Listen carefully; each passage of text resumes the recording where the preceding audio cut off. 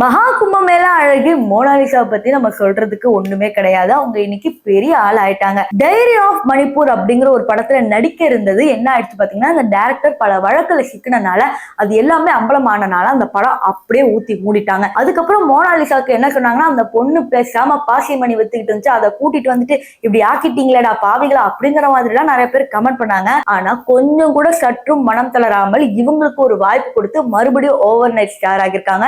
இவங்களோட வீடியோ இன்னைக்கு 1 மில்லியன் மேல போயிட்டு இருக்கு. அப்படி என்ன வீடியோ பண்ணிட்டாங்க, திருப்பி என்ன ஓவர் நைட் ஸ்டார் ஆனாங்க அப்படி தெரிஞ்சுக்கணும்னா இந்த வீடியோ ஃபுல்லா பாக்குறது. வாங்க வீடியோக்குள்ள போகலாம். மோனாலிசா போக்ஸே கும்பமேளால பாசிமணி வித்துக்கிட்டு சைலண்டா இருந்த பொண்ணு. அதுக்கப்புறம் இவங்களை பயங்கரமா ஃபேமஸ் ஆக்கிட்டாங்க. அதுக்கப்புறம் டைரி ஆஃப் மணிப்பூர் படத்துல நடிக்க போறத செய்திகள் வெளியாச்சு. அப்பவே என்ன சொன்னாங்கன்னா, இந்த படிப்பெல்லாம் நிறுத்திட்டு இதெல்லாம் தேவையா அப்படிங்கிற மாதிரி மக்கள் கமெண்ட் பண்ணாலும் அந்த படம் ஸ்டார்ட் பண்ற மாதிரி இருந்துச்சு. அதுக்கப்புறம் என்ன ஆச்சுன்னா, அந்த டைரக்டர் பல தனியார் வழக்குகளை சிக்கி அதுக்கப்புறம் என்னென்ன ஆச்சு அப்படிங்கிறது அவங்க எல்லாருக்குமே தெரியும். அதனால மோனாலிசாக்கு இது ஒரு பெரிய இடியாவே விழுந்துச்சு. அதுக்கப்புறம் கொஞ்சம் கொஞ்சமா ப்ரொமோஷன் பண்றது, கொஞ்சம் கொஞ்சம் இந்த நகைக்கடையில போய் விளம்பரம் பண்றதெல்லாம் நம்ம பார்த்தா அது கூட பல ட்ரோல்ல போய் முடிஞ்சிச்சு. அதுக்கப்புறம் இவங்க ஆக்டிங் பண்றேன்னு ஒரு சில ரீல்ஸ் போட்டோன்னே அது பயங்கரமா எல்லாரும் கலாய்க்க ஆரம்பிச்சிட்டாங்க. அழகா இருக்கிற ஒரே காரணத்துக்காக உனக்கு ஆக்டிங்லாம் வரல அப்படிங்கிற மாதிரி பல பேர் வந்து நார்த் இந்தியன்ஸ் வந்து கமெண்ட் பண்ணாங்க.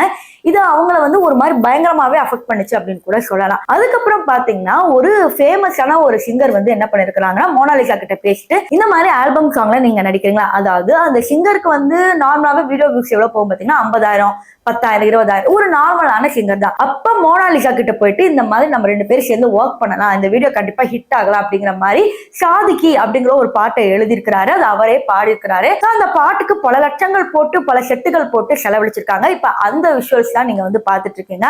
அதுல மோனாலிசா ரொம்ப அழகா இருக்காங்க. அதாவது மகா கும்பமேளால பார்த்த மோனாலிசாக்கும் இப்ப நீங்க பாத்துட்டு இருக்கிற மோனாலிசாவுக்கும் எவ்வளவு டிஃபரன்ஸ் பாருங்க. சோ அரண்டவனுக்கு இருண்டதெல்லாம் பேய் அப்படிங்கிற மாதிரி அப்படி பார்த்தவங்க இப்படி இருக்கிறாங்களே அப்படிங்கிற மாதிரி ஆச்சரியப்படுறவங்களும் இருக்கிறாங்க. சோ ஓவர் நைட்ல ஒரு நாள்ல பாத்தீங்கன்னா 1 மில்லியன் வியூஸ் போயிருக்கு. அது எல்லாமே இந்த பொண்ணுனாலதான். சோ இதனால நம்ம என்ன நினைக்கிறோம்னா, பொண்ணுக்கு தான் பெனிஃபிட். ஆனா உண்மை என்னன்னு பாத்தீங்கன்னா, அந்த சிங்கருக்கு தான் ஒரு பெரிய பெனிஃபிட். சோ இந்த சாதிக்கு பாட்டு இன்னைக்கு சமூக வலைதளங்கள்ல பயங்கர வைரல் ஆயிட்டு இருக்கு. அவங்களோட நடிப்பை பார்த்து பல வாய்ப்புகள் கிடைக்க போறதாகவும் ஒரு சில செய்திகள் வந்திருக்கு. சோ இதுக்கப்புறம் அவங்க எவ்வளவு ஆல்பம் சாங் பண்ண போறாங்க அப்படிங்கறத பொறுத்து தான் பார்க்கணும்.